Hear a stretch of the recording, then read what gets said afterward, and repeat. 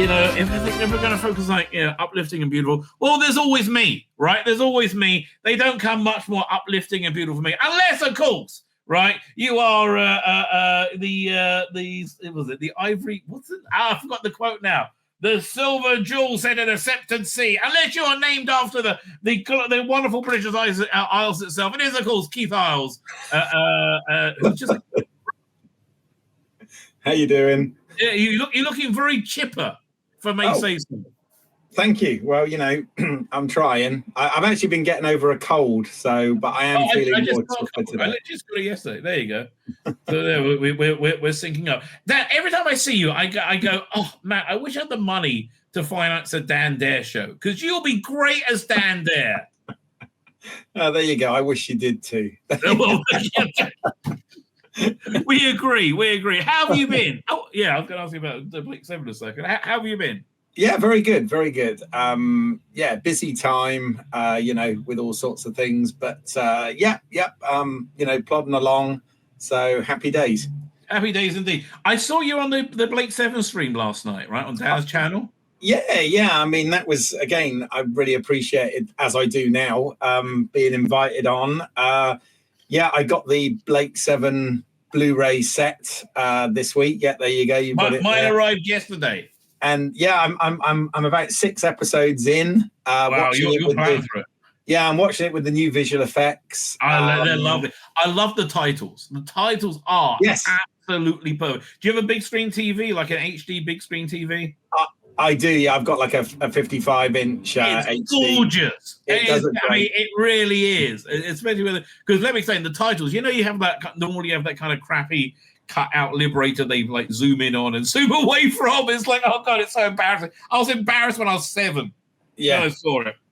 Right. Yeah. So they do that as a 3D. Like it looks more real, but it's still stylized. It still has the same coloring. So that really works, right? It really, it does. It does. It's funny, actually. I said this on Dan's show, and I sort of stand by it. Is I feel that they've done they've taken the same sort of respect to this that about 20 years ago they did with the 60s Star Trek show. Exactly. Was it 20 years ago now? I know. It's scary. In fact, weirdly, that was about 40 years after Star Trek had been aired, and this has now happened about 40 years after Blake 7's been aired. So it's kind of weird how it's man. Let me ask you: is it more painful that we had a blip of wonderfulness in Star Trek? Now we seem to be back in the mire of Kurtzman crap.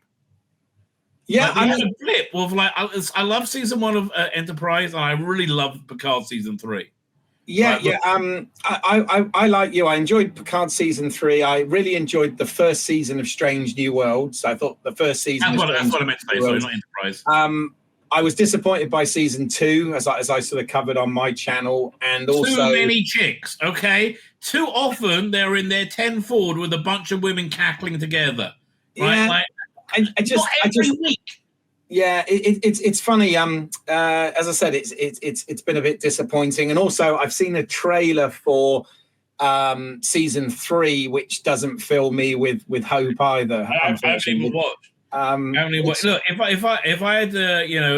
I was king of all media, I would keep it, but I would get rid of the security officer, Carol Kane, 100%. She's gone, and. Who else? And the helmswoman, Lieutenant Lesbian, right? Like the get rid of those 3 and replace them with men. And then it'll be a good show. Amazingly, but there is a surprising light out in the darkness where this thing came out today. All right, let's pull it up. 1 second. Now, my first question to you, as our resident Star Trek knowledgeable person, what does the title mean? The title is 765. Oh, yeah. 4. What's that mean? Okay, so the my understanding of this is the and I'm not. I mean, I'm not a complete aficionado on all things Star Trek, but I've got a sort of reasonable sort of wide knowledge of it. But my understanding of this is the lead character that they're using in this is a character that was originally in The Cage called Yeoman Cole, either Yeoman Cole or Ensign Cole. I can't remember. But it was Yeoman, the blonde. Yeah, she is, if you like, the central focus character. And I believe that number that they keep using is her Starfleet service number, which has been used in, because what they've done with this, they've been very clever. They've pulled from all the media. So it's not just, they've not just looked at the films and the various TV series and the different timelines, but they've also looked at the animated series. They've looked at the comics, novels, all sorts of things. There's a lot more going together. They're also saying it's a star date, right? So I guess this will be. How does that fit in with the Spock's timeline? Well, I mean, this seems to be doing. I mean, I just watched it once just before coming on here, and it seems to be doing a number of things of joining, if you like, bits and pieces up. So obviously this starts with Gary Mitchell, who. Okay, wait, I'll put it on. Okay, yeah. We can do a. Again, that they start with this quote is brilliant. How we deal with death is at least about, because you immediately tumble back to Star Trek 2 at one of the best moments of it, right? Kirk tells Savick that when he comes on board the Enterprise, and or when she's doing the Kobayashi Maru test thing, and right. And it's the much hotter Savick of what's the name from Cheers? It was Kirstie Alley. The hotter one, rather. And I met Robin Curtis, a lovely lady. Kirstie Alley was Sex on Legs in like 1982. So what can you do? So what that really impressed me is how this pushed Star Trek much further in a metaphysical realm than it will go on the street, and in a really clever way. Yeah, no, absolutely. I mean, I think obviously we'll get into it, but one of the things I really think is, the fans, like they say, the fans are doing the best work. Absolutely. So this is a reference to Where No Man Went Before. Exactly. The second pilot Where No Man Has Gone Before was this was the character Gary Mitchell, played still in this even by de-aged Gary Lockwood. And he was Kirk's best friend from the academy and whatever, that ends up getting these godlike powers, and Kirk in that pilot episode has to end up leaving him he was dead. His best friend at the academy. They really missed the trick with the JJ one. We're not casting him and putting him in that. Yeah, they did, but then I always give certainly the first film in the JJ Kelvin universe, I always give that a lot of slack, because I do think that they did a really good job there of it. They made an entertaining movie, but, right? That's the bottom line. It was an entertaining movie where I don't think you can say that about the other ones. Yeah. So this is I can't remember, they were at the galactic boundary at the central universe or something. That's right.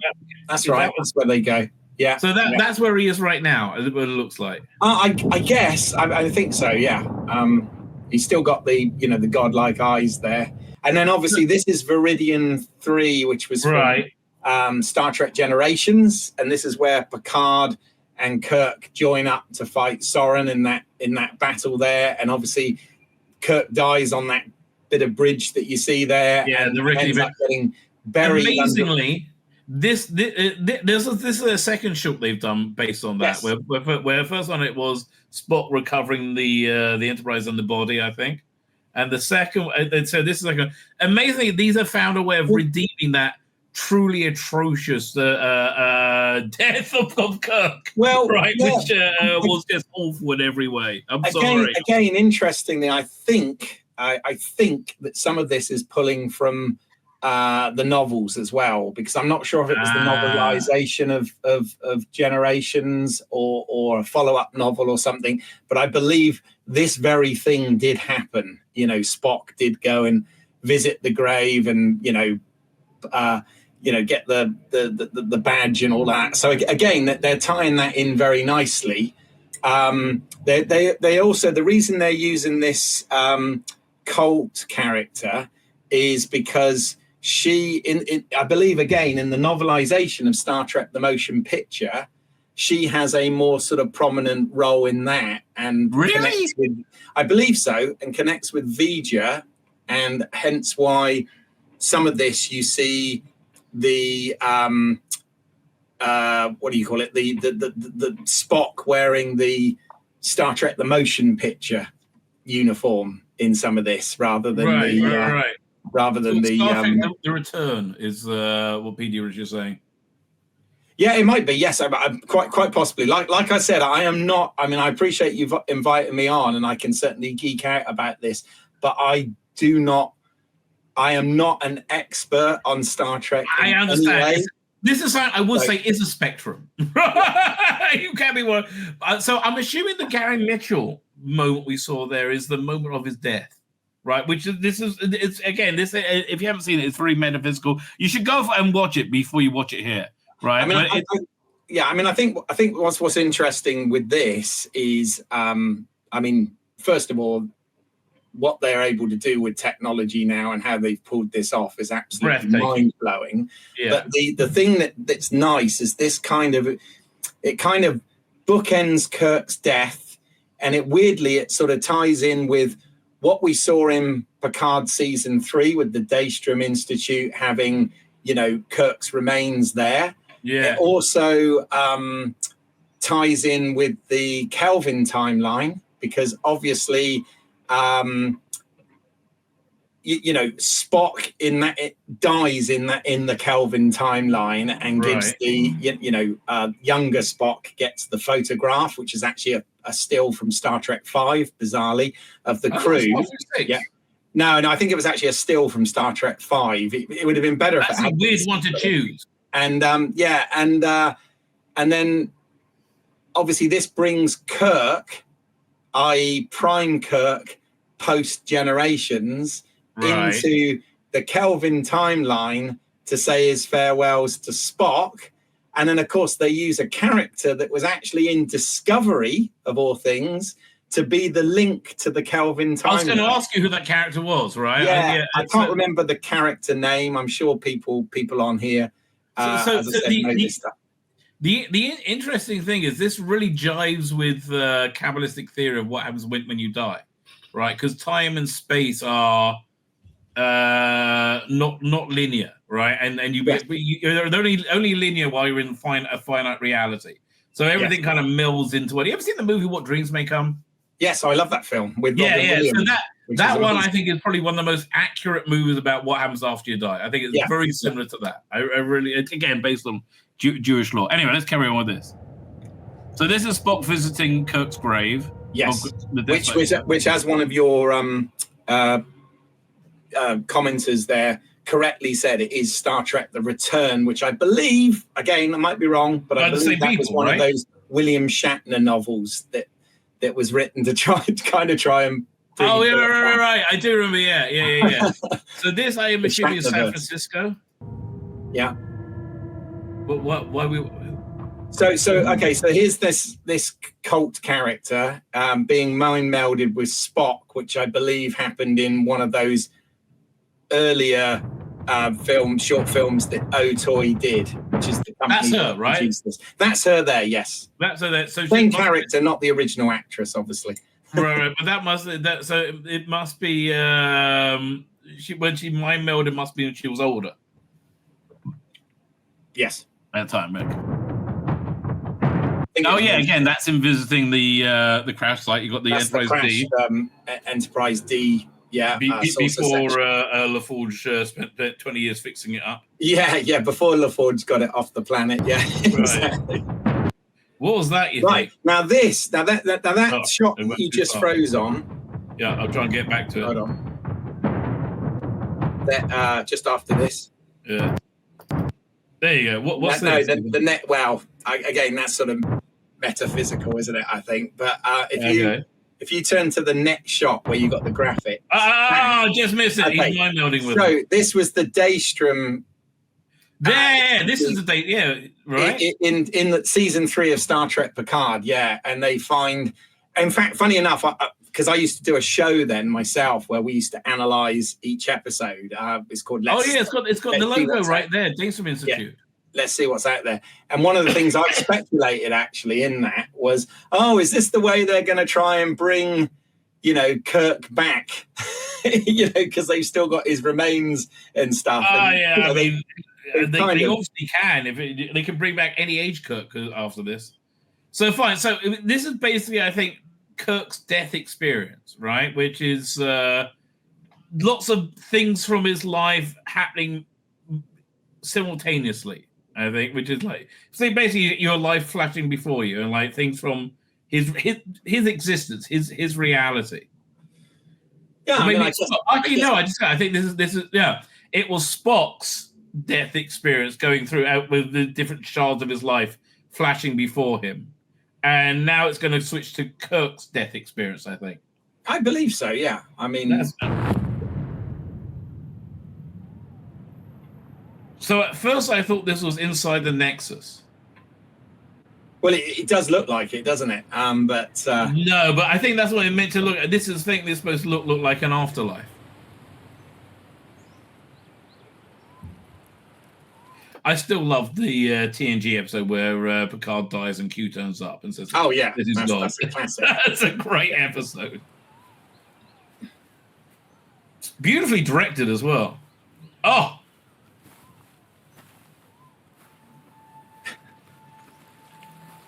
And it kind of like it feels like it's riffing on Star Trek 3 right now, where the Genesis planet, the pod. Yeah. No, it's definitely, and I believe that the stand-in, body double work here was done by an actor called Sam Whitner, who's been in a lot of genre stuff. He's voiced Darth Maul in the animated, Star Wars stuff. He was in Smallville. He's done quite a lot of stuff over the years, and I believe he is doing the stand-in for Kirk, if you like. Yeah, doing a good job. Stuff. So I guess they filmed it and they face swapped him. I think again, I don't know all the ins and outs, but what I've been able to sort of gather by looking at their website, which is amazing, by the way. OTOY website is incredible. I know, it's such an incredible resource. It looks like they've done a mixture of, performance capture, prosthetics, and CG and enhancement. It's kind of a mixture of technologies. Right. Again, this is gorgeous. And I like that he's wearing his costume from Generation. So again, yes. I think he's just. But this is right after he's died. Yeah. Exactly. Yeah, he's just died, and this is his afterlife experience. And the reason I love the way in the end they're going to explain why this is connected with Spock's afterlife experience, which is what we started watching.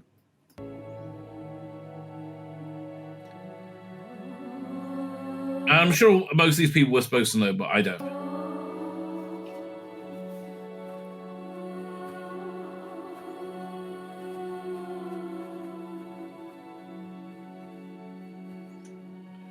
So this is coming up. Is going to be Robin Curtis, right? It is, yeah. This is Robin Curtis reprising the role of Saavik. Obviously, she was. Which is even though she's Saavik B is very nice here. Who is the crying Vulcan behind him? Right. Okay.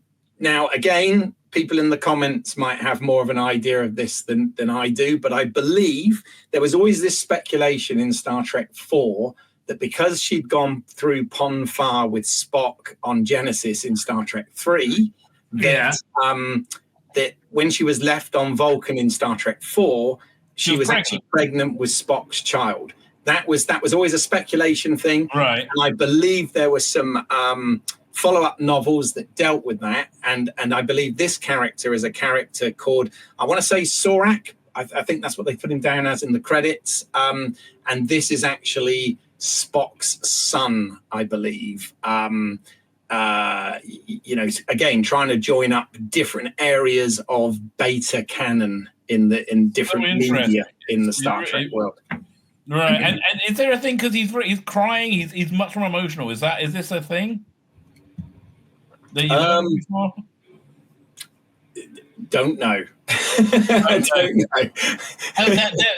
There was that line where Kirk says in Star Trek 4, "You're going to stay here because of your condition." Right? Yeah. It was something they filmed and cut out, apparently. In fact, somebody's put in the. I'm reading at the same time. I'm reading because, as I said, you've got people watching this know a lot more than me. It's Kelvin Sarek. This is played by Adam Nimoy. So that's Leonard Nimoy's son.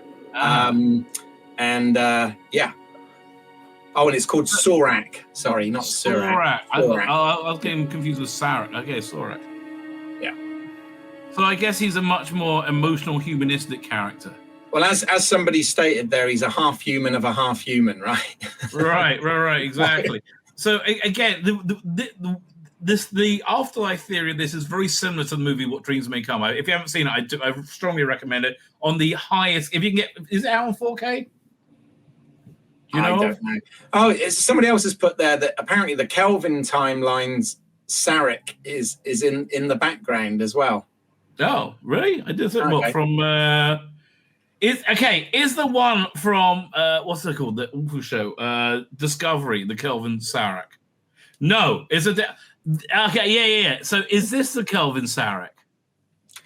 Well, technically the Kelvin Sarek was actually played by really well-known actor that I'm blanking on right now. Who was it? Not James. The one in Discovery was James Farrar. James Frame was the guy in Discovery, which was obviously Discovery is supposed to take place in the Prime timeline, not in the Kelvin timeline. But the guy, I don't believe that. God, who was the guy who played him? This is going to bug me now. Hold on. Star Trek 2009. It was. I'm looking it up because it's going to really annoy me. People will be screaming at the screen right now that I don't know this. By the way, one of my favorite bits. I like Spock a lot in that 2009 movie. The moment where he says to the Vulcan Science Academy, "Live long and prosper," with like that very restrained your hatred. Yeah, Ben Cross. Sorry, Ben Cross. There you go. So anyway, I was saying that why this is similar to What Dreams May Come. And again, my own personal belief is, all life is one organism, and we're all kind of like joined together as one being. And any thoughts of individuality and self are illusionary to a great extent. They don't exist in this world, right? So you're seeing the barriers between people fall away in the afterlife as we are defined by our relationships to a great extent in the next life, right? So I think this is what I think it's trying to say over here. Yeah, and what Dreams May Come, that was Richard Matheson, wasn't it? The original author, I think, of that. And of course, and was it Robin Fred Williams Ward in the movie, which is great, I think Fred Ward was the director, wasn't he? Not sure. Again, the guy who was going to do the Alien movie set on the wooden space station that wasn't really a wooden one. Oh, right. Okay, yeah. Okay. Which that would always sound the most interesting. Anyway,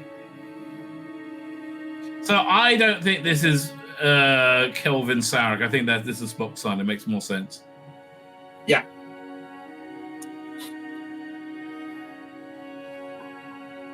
It's a shame. I mean, I can see why. By the way, Michael Giacchino did the yeah, exactly. It's a very professional production. Yeah.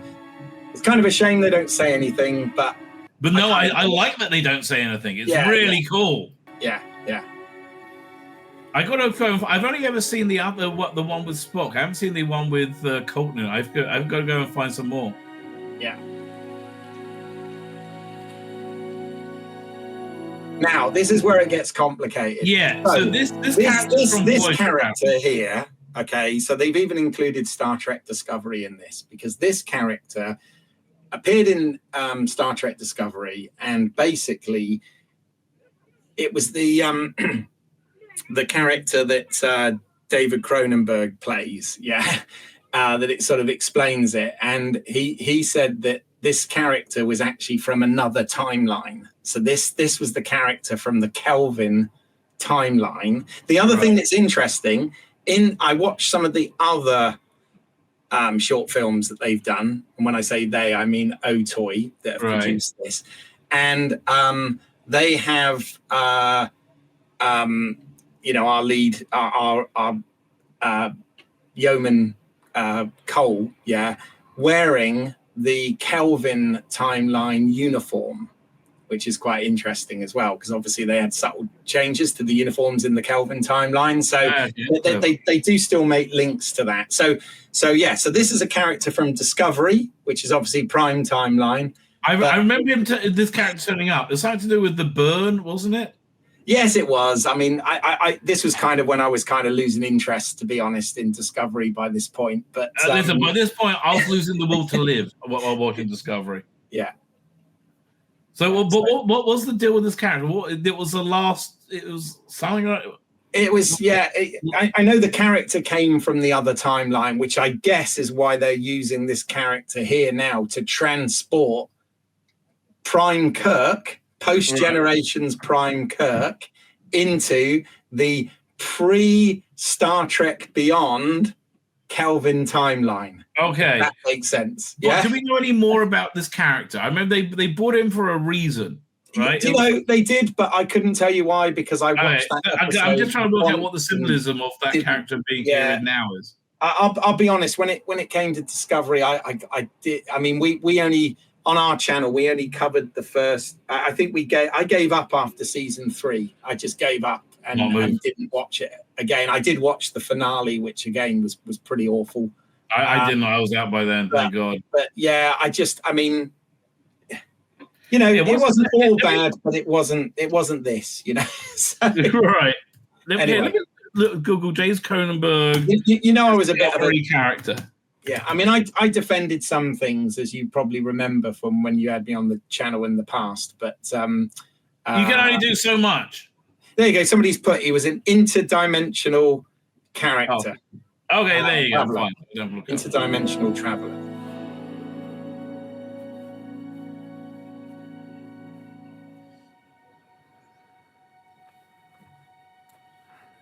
Now, this is the badge that Spock left on his grave, wasn't it? Exactly, yes. And we know it's that because it's got the crack in it from the fight. So it's the one, actually, Picard left on the grave. Right. And Spock collected in that previous film that these guys did. This is him going. This is him traveling between himself, I think. Yeah. I mean, this is great. You've got TOS Kirk and movie Kirk. You know, like right, and you kind of get the feeling the character's reconciling his life. Maybe, yeah. I think again, the only bit that was watchable I found from the Ahsoka series was the bit where the Hayden Christensen was de-aged to be Anakin Skywalker. That bit was cool. Look at this! I mean, this is wonderful. I know, it's incredible. It is amazing. I mean, you know, what we're actually able to do here is crazy. Yeah, I mean, this again. But this is what Star Trek is always supposed to do, like bring you to metaphysical questions. I'd love to hear Harlan. I'd love to see Harlan Ellison, you know, blessed memory, talk about this. He would love this. It's something deeper and more moving than what we've had for a while. Yeah, but also what I love about it is it respects. It kind of respects. Oh, it drips with respect, and it's trying to, as I said, it's trying to even bring other media into it as well, which I think is great. You know, the fact that it references some of the books, some of the comics. I saw something on the website where they've actually got, you know, characters that were in the animated series brought into a sort of a live action. Or really? Do they have the three-arm bloke? That's it. Yeah, Emrez or whatever his name was. Is it good? Because I've seen it once in a fan thing and it wasn't great. But no, this they've done it. I mean, these guys have done such a good job. Yeah. Well, so here we hear some voiceover right now. Possibilities, Spock said. Oh yeah, that's from Star. That's the final log, if you like, at the end of Star Trek 2. Right. Which Kirk says. But again, it's dealing with life and death.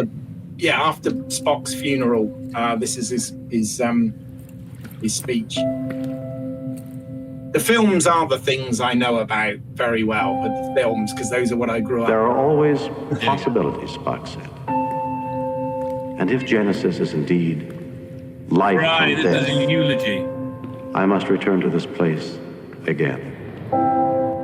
So it's like the badge that Spock put on his grave is an eternal connection, but I think it's their friendship is the connection. So it seems like that interdimensional being has then brought him to the different timeline where Spock's dying now, right? This is just before Star Trek, in the beginning of Star Trek Beyond.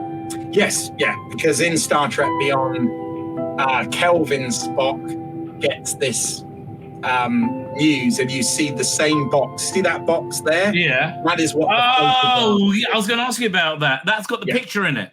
Yes. Oh, yes, lovely. Yeah. Hey, by the way, just look at the how his room's decorated. It's got the edict there as well. Yeah, but what they got that thing on the wall, which I remember from a mock time. Yeah.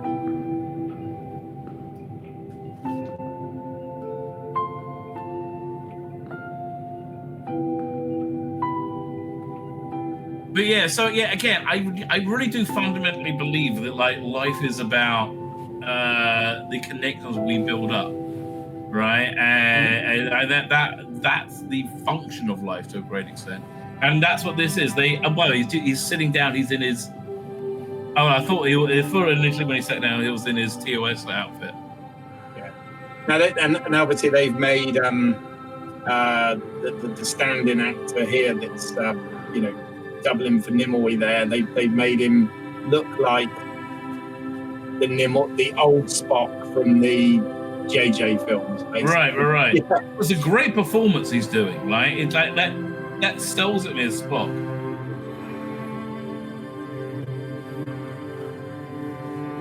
And obviously, the hand clasp there is reminiscent of Star Trek: The Motion Picture, when Spock had gone into Vija and comes back and he's in the sick bay and he and Kirk and I thought it was more a reference to Star Trek 2, where they had their hands against the glass of each other. Oh, well, yeah. All is relevant, I feel. Yeah. There's just so much to talk about with it. There is. So yeah, so this I get the feeling they're both entering into the real life together. Right, they couldn't really do it without each other because of the bond that they built up. But it's just beautiful. It really is just beautiful. It is. Yeah. It's very moving. It's very thought-provoking. And it's very. And I think it's very respectful, both to Star Trek as a franchise and the Star Trek fans, but also obviously this is dedicated to Leonard Nimoy, and his wife approved it because she was a producer as well.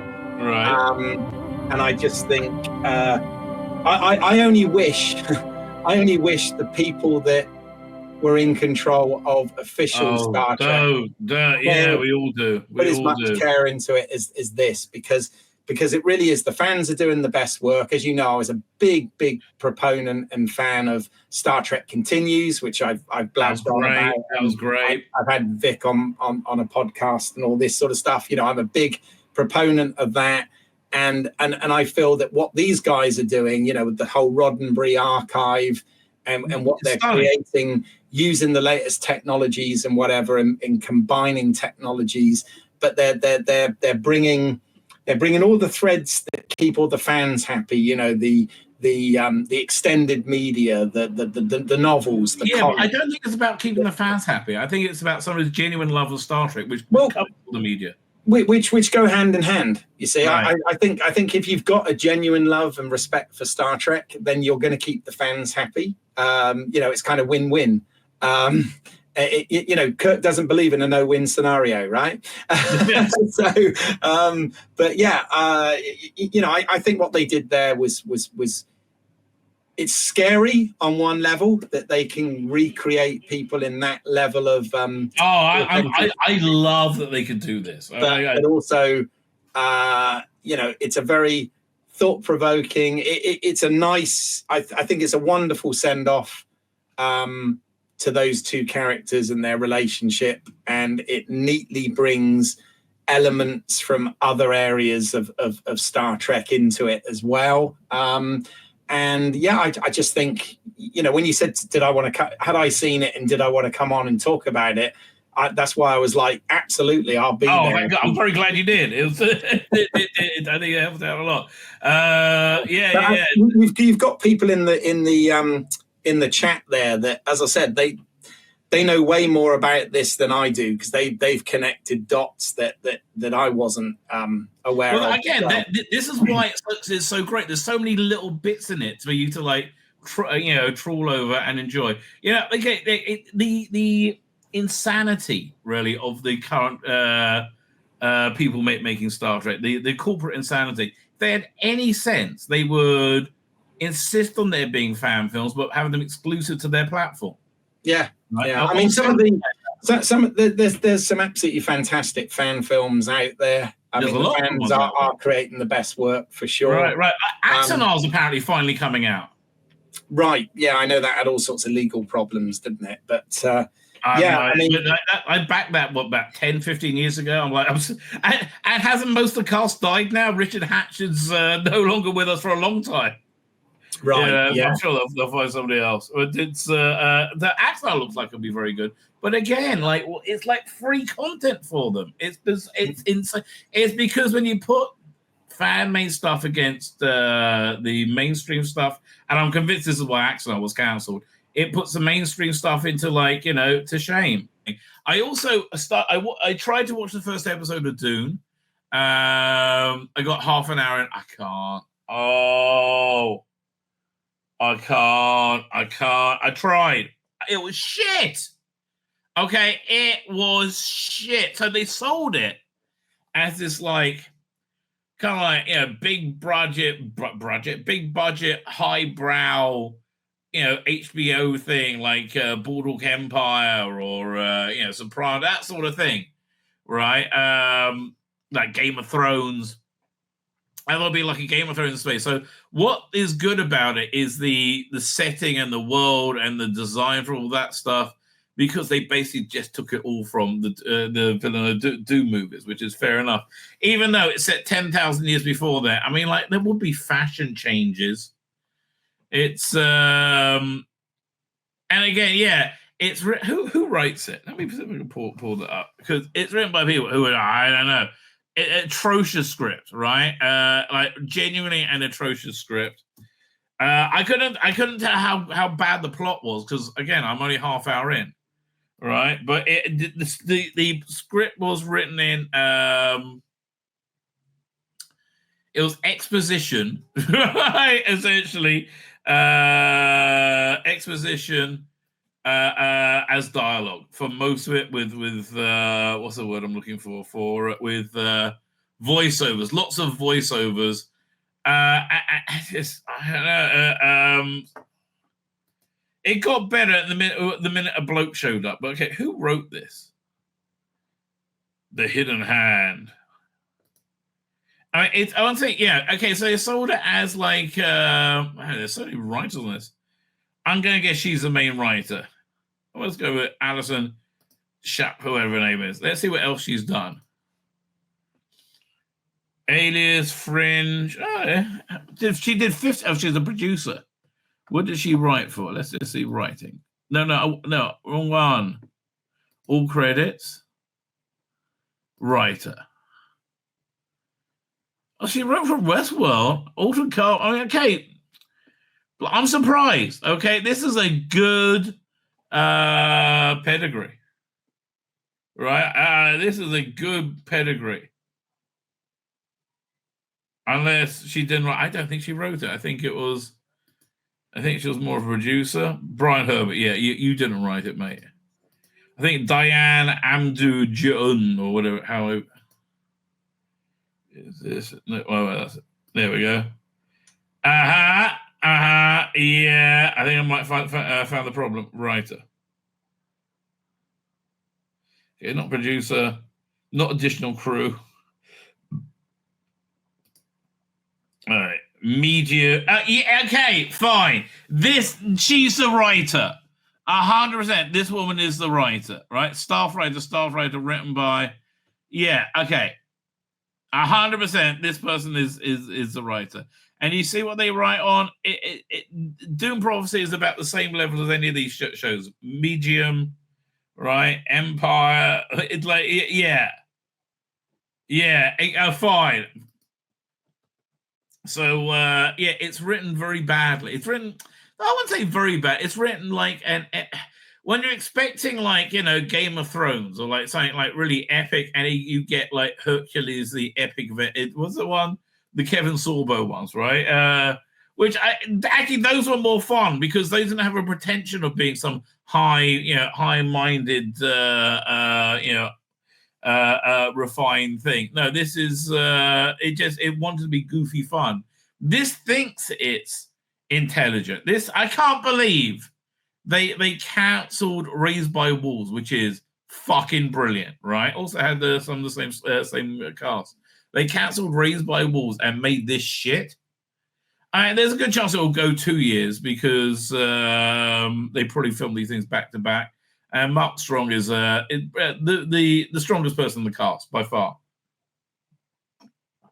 But the whole thing about it just feels cheap, right? And it really does. It feels cheap, cheap and tacky. And it's I don't understand why. Because people making it just aren't that competent, right? I mean, that's the bottom line. The people making it just are not that competent. This is a story.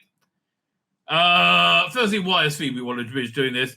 And firstly, Sophie Turner, are you fucking kidding me? Like Beanpole, this is her being Tomb Raider. You're not sexy, darling. When was this? And like, good for you, but you just okay. Let me find this thing. Okay, and then we'll look at what Tomb Raider's supposed to look like, and then we'll look at you. Okay, and we'll decide how it's going. Spoiler warning, it's not going to go well.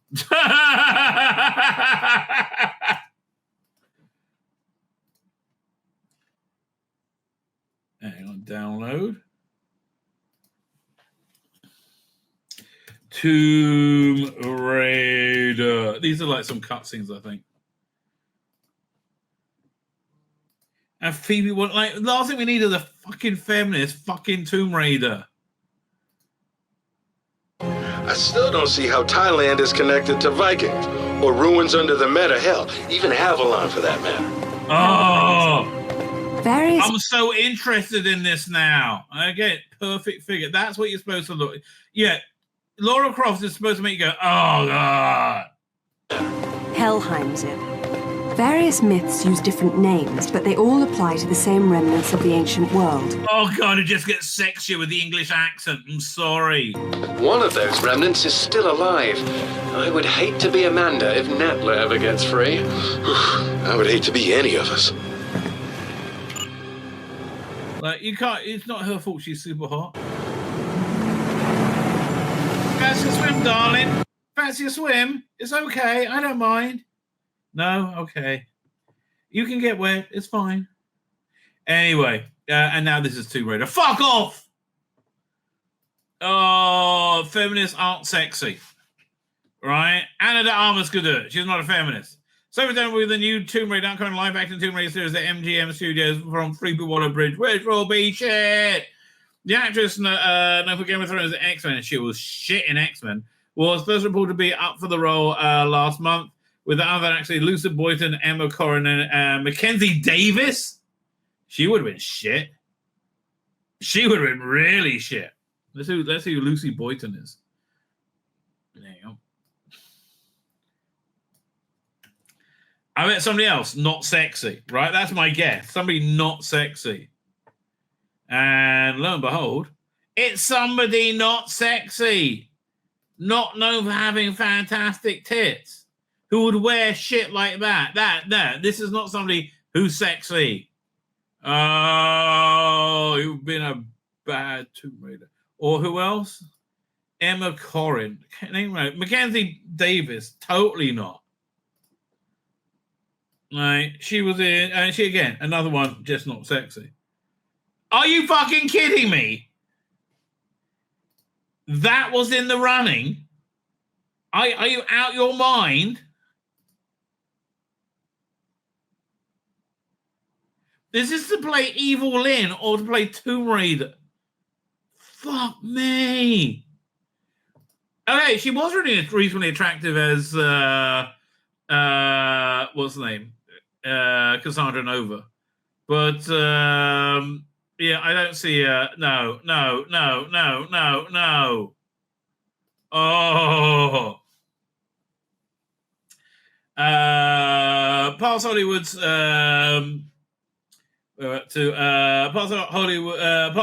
past Hollywood saw Halloween. So Sophie Turner sued us as Trinity from the Matrix, which sort of gives what Sophie Aldred would look like as Lara Croft. Shit. As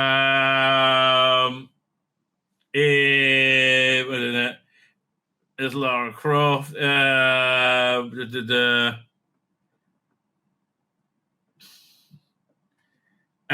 job was certainly no coincidence. Turner is known as Sansa Stark, X-Men Dark Phoenix, that was shit.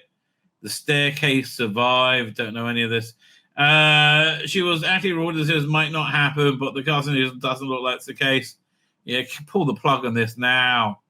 Deals for Phoebe Waller-Bridge. Tomb Raider series includes Phoebe Waller-Bridge is writing and executive producing. Oh, it's going to be shit as hell. The series is said to be written by Megan McDonnell, who's known for The Marvels, WandaVision, and Agatha. Oh, all hits. Yeah, all complete hits.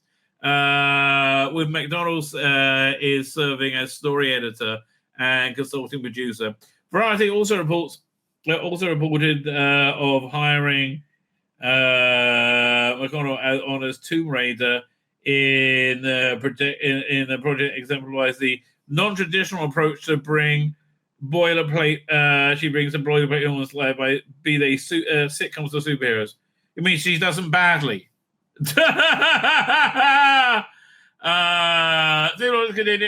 we say? People has also previously talked about the look of Lara Croft in the writer's room. She has an attitude that was very deliberate in what we wanted. That all changed when we realized that they could market her as a sex symbol. Well, they just realized that. It all changed when they realized they could market as her to be a sex symbol. We would have said back in June. She's a Tomb Raider. She's incredibly fit. She has to squeeze through tiny. Oh, fuck off. She's got to look fantastic, right? It's a different experience than squeezing through a rock crevice when you have a larger boot. I don't care. I don't fucking. Oh, fuck. You dumb shit. So you write it that she doesn't have to do that. Yes, we know. We don't care. We don't want that realism. We want fun fantasy. Oh, you dumb. Do you have a picture of her? Yeah, we want fantasy. And honestly, we want to look at Lara Croft and be titillated. Right? That's the goal, idiots. Tomb Raider. Oh, yeah, fuck off. Oh, you vex me. I don't want to leave the site. I want to go back to Comic Book News. Think. Well, I guess then I don't want you to leave the site. That's weird. Okay, so let's see what we're bleeding for. No, just stay here. What's the headlines over here? Oh, and we man needs a refresh. Disney, oh, no, it is. Marvel Comics editor announces they're no longer interested in crossovers. Oh, you milked that one to death, I see. Night Rider gets a trailer and a season. I never heard of it. Sophie Turner, I know. Rachel walks back the hate aimed at Trump voters. We really should cover that. Sydney Tuna calls out Hollywood's women empowering women. Yeah. Oh, God. She just gets better and better. Right? She really just gets better and better. And Hollywood's changed already. Everything's changing. And I think for the better. It really genuinely is. It's kind of crazy how that's happening, but it really is. So is there any new Doctor Who news over here? Oh, yeah, I forgot we got this. Brings dinosaurs for the holidays. Doctor Who special teasers more Moffat world building. Well, let's see the updated effects they're teasing here, because I'm just gagging for this. Watch on YouTube. Oh, this is just a trailer. Is this the new effects? Here we go.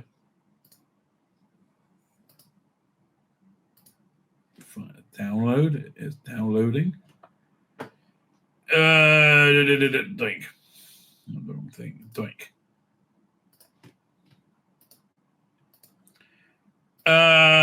Video file.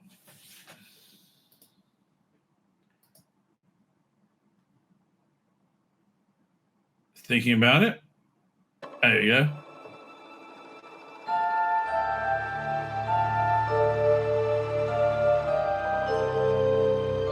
Oh, it's better, but like there was a low bar. Yeah, that's better. Much better. That's London, right?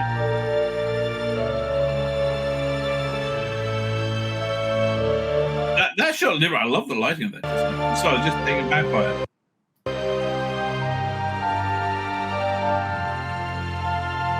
Nice. Now these are model shots, I believe.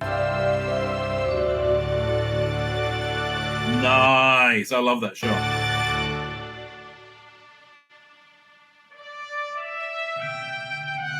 So I'm assuming this is a combination of CGI and practical. And they got that shimmer that they had on the original version. It's just right.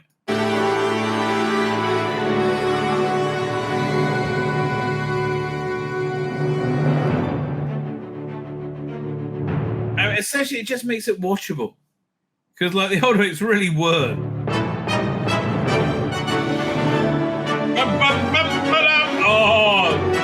Oh, this is nice. The close-up's much better. Yeah, this must be model work.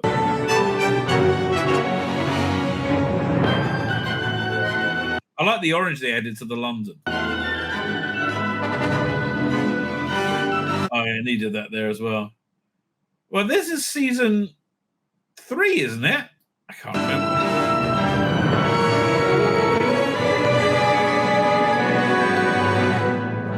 Oh, that's gonna be. I know that's from the pilot. That's gonna be awesome. That scene.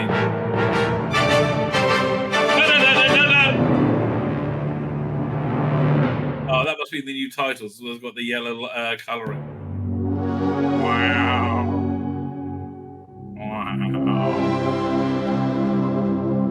Yeah, it seems I can't wait for mine to arrive. I can't. Pete Matee, you're doing well with this stuff, okay? Petey boy, you've been doing very, very well. Rachel Ziegler, Epic Meltdown. I love these. These are fantastic. So what did she do? Was it Instagram? I find myself speechless in the midst of this. There another 4 years of hatred. Again, what's the hatred? Like, what's the hatred? Leading us towards a world I don't want to live in. Then fuck off, Rachel. Just fuck off. How about that? I don't want to live in it, and what I want is the only thing that matters. Then just fuck off, darling. There you go. Go fuckity bye. That's what we're looking for. Leading us towards a world that will be hard to raise my daughter. You have a daughter? Fuck me. You got to hope that she has some kind of recessed intelligence and bounces back from your significant drag factor of your genes.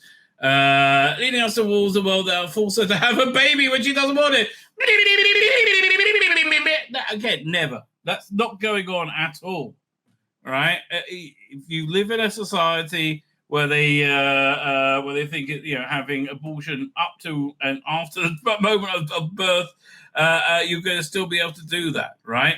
If you live in a society where they think that abortion is murdering a baby, you're probably not. You probably have to go through the arduous task of getting on a train.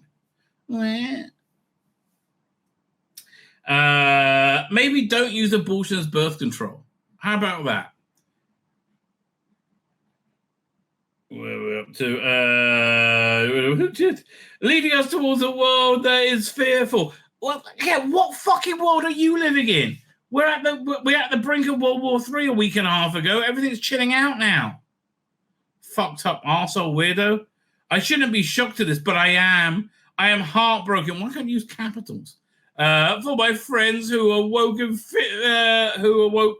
fear this morning. I think with fear this morning. Like, again, what are you scared of?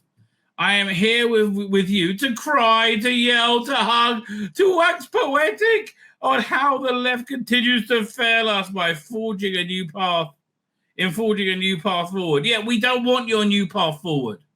That's led to like shit, streets covered in shit and complete degeneracy. We're done with the complete degeneracy. It's over, darling. The loss, this loss shouldn't not have been. How could she have been a worse candidate? How could she have run a worse campaign? Right? And it surely should not have been by so many votes. She was awful. I echo Ethel Kane's statement more than anything. May Trump supporters and Trump voters and Trump himself never know peace. Why are you such an evil person? Jesus, fuck you. I mean, like, okay, no one's wishing this evil on you. God. What an absolute cunt. Ethel Kane said, following the Trump victory, who cares? I don't know who she is. I don't care. Yeah, no, here's the thing you're wrestling with. You're wrong. Right? And you can't believe it, but yes, you are actually wrong. Zachary Levy launches Wywood Productions to champion original stories over Hollywood reboots. You go for it, Zachary. And you know what? I hope you do a superhero movie which you star in, which does very well. All right. Good for you. Yeah, the lack of creative vision. So okay, because he's outside the Hollywood system now, and you know what? He's going to do a lot better for it. Doesn't watching Black Panther 2. I mean, like, look, Black Panther 3, we're kind of pissed off about him being in Gladiator 2. Now Black Panther 3, I don't know. HBO boss confirms J.K. Rowling's been fairly involved with Harry Potter casting, but her views on transgenderism doesn't affect the casting. If they have a tranny Harry Potter, fuck off, is all I can say. But it says her views on transgender issues have no effect on the ability to find the right cast and crew. Okay. Alleged Disney insiders admit Lucasfilm... Oh, this is insane. This is a voyage into insanity. Alleged Disney insiders admit that Lucasfilm is struggling to find a direction of the future of Star Wars franchise. Mandalorian. Rey is the most valuable cinematic assets. In some way, maybe the only one. No, she's not. She's something you should drop and forget about forever completely. She was a total and complete failure. You need to just start again. Right? If you want to do a Star Wars movie, set out like 100 years later. Right? Maybe you could have Mark Hamill in it, but I fuck him is where I am right now. But again, this is how incredibly dumb these people are. My name's Tzvi Lebetkin, the Rabbi from another planet. Please like, share, and subscribe, and ring that little bell. Ring the little bell so you're notified when new videos drop.